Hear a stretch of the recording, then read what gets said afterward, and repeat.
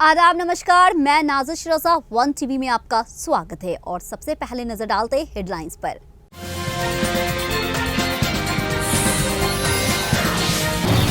प्रियंका ने बीजेपी पे साधा निशाना। नया कानून 10 साल तक लागू नहीं किया जा सकता है। महिलाओं के साथ मजाक हो रहा है।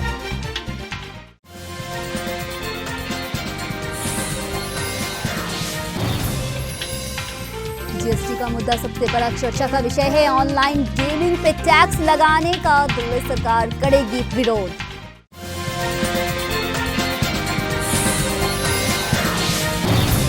इसरो जल्द करेगा एबॉट मिशन, भारत का पहला मिशन जिसमें अंतरिक्ष में मानव को भेजा जाएगा।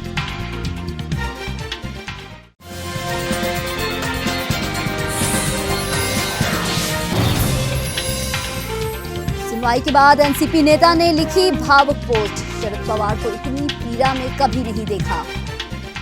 देश के युवाओं ने प्रधानमंत्री नरेंद्र मोदी पर साधा निशाना। उन्होंने कहा, मोदी जी से अच्छा और झूठा कलाकार कोई नहीं है। इलेक्शन आते ही बड़ा बड़ा दावा करते हैं, मैंने देश के लिए विकास किया, लेकिन युवाओं का कहना जनता परेशान है बेरोजगारी से। वहीं युवाओं का कहना यह भी है कि बीजेपी लोग चोर हैं, सिर्फ इनकी बातें वॉशिंग मशीन जैसी है।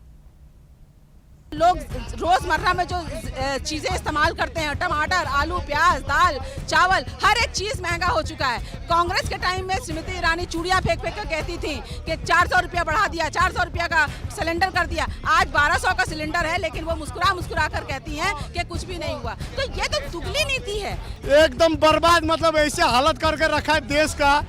अब मणिपुर का कांड अभी दिल्ली तक पहुंचने वाला है, बंगाल का कांड दिल्ली तक पहुंच गया। अब यहाँ पे तो ऐसे तो नहीं आया होगा, सबका पेट में भूखा है बोल के आया होगा। कांग्रेस महासचिव प्रियंका गांधी वाड्रा ने बीजेपी नेतृत्व वाली केंद्र सरकार पर निशाना साधा है। उन्होंने कहा है कि महिलाओं के साथ मजाक कर रही है बीजेपी। गांधी ने आगे कहा कि बीजेपी के नेतृत्व वाली केंद्र सरकार महिला आरक्षण विधेयक लेकर आई है। हम सभी विपक्षी दलों ने भी इसका समर्थन किया है, फिर पता चला है कि इसे 10 साल तक लागू नहीं किया जाएगा। मैं बार बार कहती हूं, देखिए बहने, एक नया बिल लाए संसद में, महिला आरक्षण बिल, खूब वाह वाह हुई पूरे देश भर में। जितने भी विपक्षी दल हैं हमने भी समर्थन किया कि चलो ये बहुत अच्छा कदम है। बड़ी बड़ी घोषणाएं हुई, टीवी पे इश्तिहार हुए, सब कुछ हुआ, मोदी जी की बड़ी वाह वाह हुई। फिर क्या पता चला कि 10 सालों के लिए ये लागू ही नहीं होगा। इससे पहले जाति जनगणना करनी पड़ेगी, उससे पहले परसिमन करना पड़ेगा, 10 साल लगेंगे। तो फिर इस घोषणा का मतलब क्या है? इन चुनाव के लिए फिर से मतलब क्या है? आप महिलाओं को मजाक समझ रहे हैं? आप समझ रहे हैं कि महिलाओं को आप कुछ भी कह दें और हम अंधे होकर आपको वोट देंगे? हमारा अधिकार है ये हमारा अधिकार है कि हमें आरक्षण मिले। राजस्थान सरकार ने लिया बड़ा फैसला। उन्होंने बेरोजगार को दिया रोजगार, वहीं महिलाओं के लिए भी खुशखबरी दी है। उन्होंने महिलाओं को भी रोजगार देने का फैसला किया है। जब से भारत जोड़ो यात्रा निकला है, लोग में दमखम दिख रहा है, लोग इससे उत्सुक दिख रहे हैं।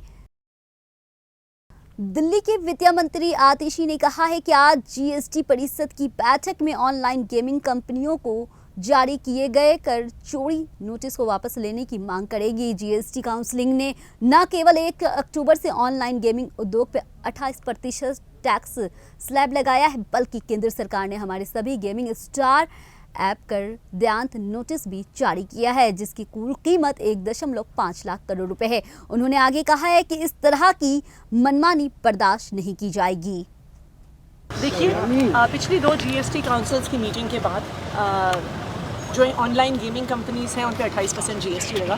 दिल्ली ने इस बात का विरोध भी किया था, लेकिन फाइनली काउंसिल ने डिसाइड किया।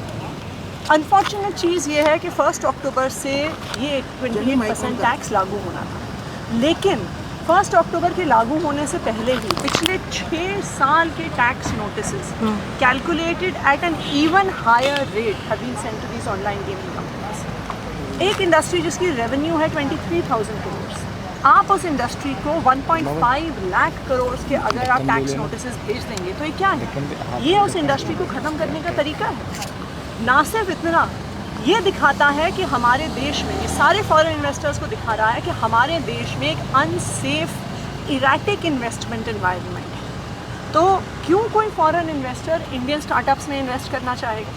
तो आज इस मुद्दे को दिल्ली सरकार ने जीएसटी काउंसिल में रखा और हमें उम्मीद है कि जीएसटी काउंसिल आगे चल के इसको कंसिडर करेगा। बीजेपी नेता मुख्तार अब्बास नकवी आज चुनाव आयोग से कांग्रेस पार्टी पे प्रतिबंध लगाने की मांग की है। केरल की कांग्रेस इकाई ने एक पोस्टर जारी किया था जिसमें प्रधानमंत्री नरेंद्र मोदी की तुगलक साम्राज्य के दूसरे सुल्तान मोहम्मद बिन तुगलक की तुलना की गई थी। केरल कांग्रेस से इसे अपने अधिकारियों ट्वीट हैंडल पे पोस्ट किया है। दरअसल बीजेपी नेता मुख्तार अब्बास नकवी ने सोशल मीडिया प्लेटफॉर्म एक्स पे पोस्ट करते हुए कहा, कांग्रेस की मान्यता रद्द और पार्टी पे प्रतिबंध लगाना चाहिए। गगनयान मिशन के 3 फेज हो गए, जिसमें 2 बार मानव रहित उड़ानें भेजी जाएगी और फिर एक उड़ान में इंसानों को अंतरिक्ष पे भेजा जाएगा। चंद्रयान 3 मिशन की सफलता के बाद अब गगनयान को लेकर चर्चा तेज हो गई है। ये भारत का पहला मिशन होगा जिसमें अंतरिक्ष में मानव को भी भेजा जाएगा। दीपावली आने में अभी 1 महीना बाकी है, लेकिन दिल्ली में वायु गुणवत्ता अपने खराब स्तर पे पहुंच गई है। दिल्ली सरकार दावा कर रही है कि वह प्रदूषण कम करने के लिए अपना एक्शन प्लान शुरू कर चुकी है। दिल्ली सरकार ने कहा है कि उसने अपने अधिकारियों को चरणबद्ध तरीके से उन उपयोग को कड़ाई से लागू करने को कहा है जिनके जरिए सड़क किनारे बने भोजनालयों, होटलों और रेस्टोरेंट में कोयले के इस्तेमाल पे प्रतिबंध रहेगा। एनसीपी पार्टी के चुनाव चिन्ह को लेकर के चुनाव आयोग 9 अक्टूबर को सुनवाई करेगा। वहीं इस दिन अजित पवार अपनी ओर से दलीलें रखेंगे। वहीं कल यानी 6 अक्टूबर को हुई सुनवाई में अजित पवार के दावों को शरद पवार ने काल्पनिक बता दिया है। वहीं एनसीपी नेता और पूर्व मंत्री जितेंद्र ने बताया कि 6 अक्टूबर को सुनवाई के दौरान शरद पवार भावुक हो गए थे और आहूजा ने सोशल मीडिया पे पोस्ट डालकर इसकी जानकारी साझा की। मुख्यमंत्री योगी आदित्यनाथ की नागरी में अब लोगों और टूरिस्टों को मुंबई जैसे नज़ारे देखने को मिलेंगे। दरअसल गंगा में क्रूज उतारा गया है जिसका इस्तेमाल टूरिज्म में किया जाएगा। गोरखपुर की रामगढ़ झील शुक्रवार शाम को क्रूज उतारा गया है।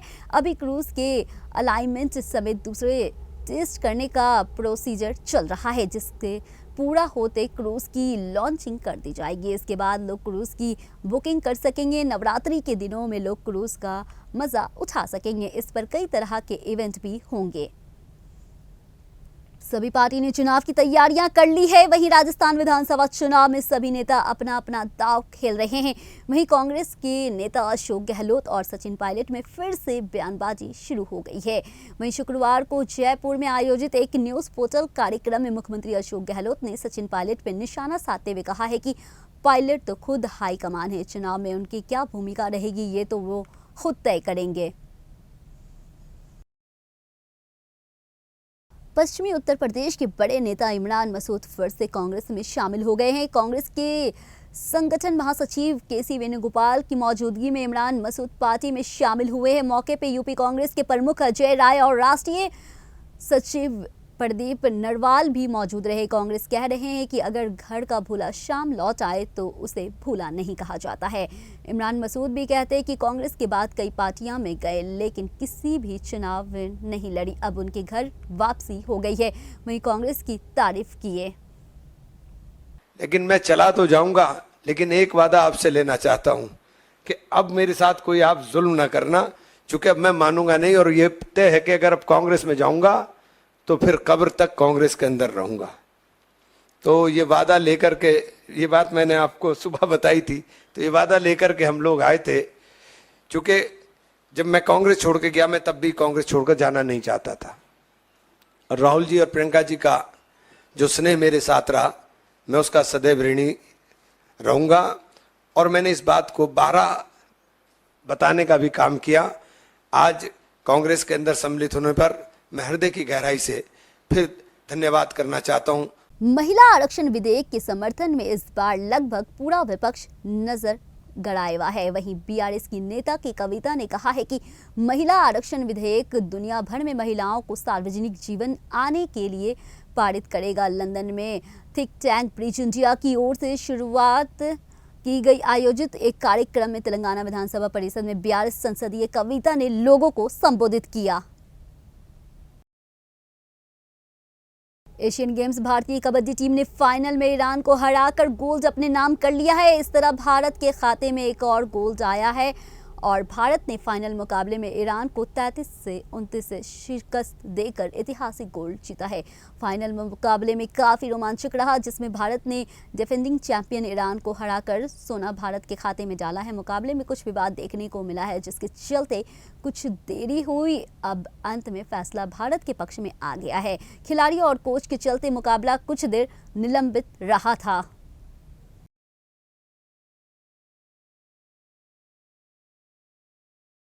इजराइल में एक क्षेत्रीय परिषद के प्रमुख को हमास चरमपंथियों ने मार डाला है। गांजा पट्टी से रॉकेटों की बौछार और फिलिस्तीन समूह की ओर से बड़ी संख्या में इजराइल से घुसपैठ ने इजराइल में आतंक का मंजर पेश किया है। स्थानीय मीडिया की खबरों के मुताबिक शार हैनगेव क्षेत्रीय परिषद के प्रमुख ओफिर लैप्स्टीन की हमास चरपंथी के साथ लड़ाई के दौरान मौत हो गई। एक स्थानीय समाचार वेबसाइट ने परिषद के हवाले से कहा, ऑफिसर उस समय मारे गए जब वह चरमपंथी हमले के दौरान लड़ाई करने के लिए निकले थे।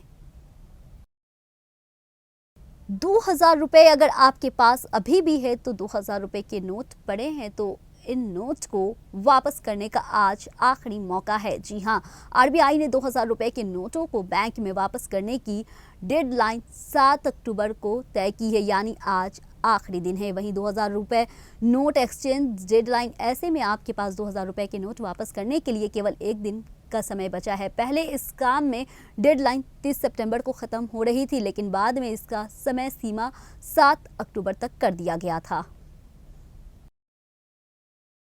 फिर से नजर डालते एक बार हेडलाइंस पे।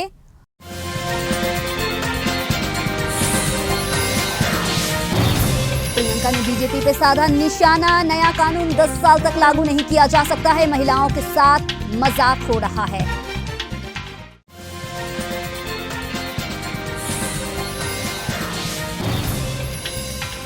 जीएसटी का मुद्दा सबसे बड़ा चर्चा का विषय है। ऑनलाइन गेमिंग पे टैक्स लगाने का दिल्ली सरकार करेगी विरोध।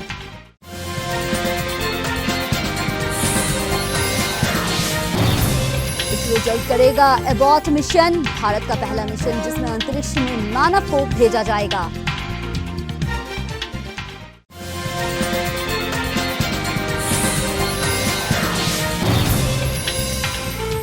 सुनवाई के बाद एनसीपी नेता ने लिखी भावुक पोस्ट, शरद पवार को इतनी पीड़ा में कभी नहीं देखा। आज के समाचार में इतना ही, मुझे दीजिए इजाजत, फिर मिलेंगे वन टीवी में।